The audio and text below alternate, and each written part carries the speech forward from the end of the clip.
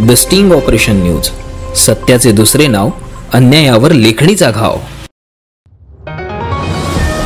राष्ट्रीय महामार्गाच्या कंत्राटदाराच्या चुकीच्या कामामुळे वाहतूकदारांना प्रचंड त्रास होत असून शासकीय कामानिमित्त दिनांक 18 रोजी 10 वाजता मालवाडा घाटातून माहूरचे तहसीलदार अभिजित जगताप हे सेवा पंधरवाडा निमित्त खेड्यापाड्यात कामानिमित्त जात असताना प्रचंड ट्रॅफिक जाममुळे तासभर त्यांना रस्त्यावर ताटकळत उभे राहावे लागल्याची घटना कंत्राटदाराच्या प्रतिनिधी समक्ष घडली।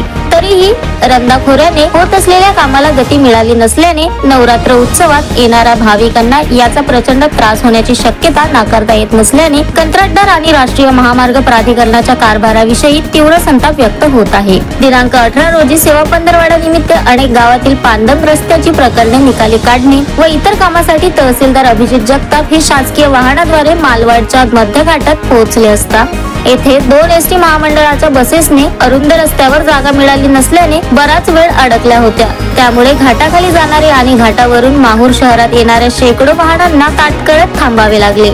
ट्रॅफिक जाम प्रचंड झाल्याने तहसीलदार अभिजित जगताप यांनी माहूर पोलीस ठाण्यात दूरध्वनीवरून सदरील घटनेची कल्पना देऊन पोलीस आणि होमगार्ड यांना पाचारण करून ट्रॅफिक सुरळीत करायला लावले।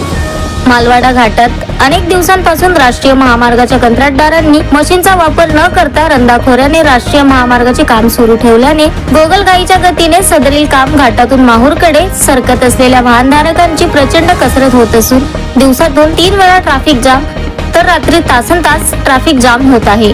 सदरील कामाला गती द्यावी म्हणून वृत्तपत्रातून बातम्याही प्रसिद्ध झाल्या, परंतु कंत्राटदार आणि राष्ट्रीय महामार्ग प्राधिकरण विभागाला जाग आलेली नसल्याने भाविकांच्या वाहनांना मोठा अपघात होऊन जीवितहानी होण्याची प्राधिकरण वाट पाहत आहे का, असा सवाल या निमित्ताने उपस्थित होत आहे। Shankar Bhalerao, the sting operation news, Mahur.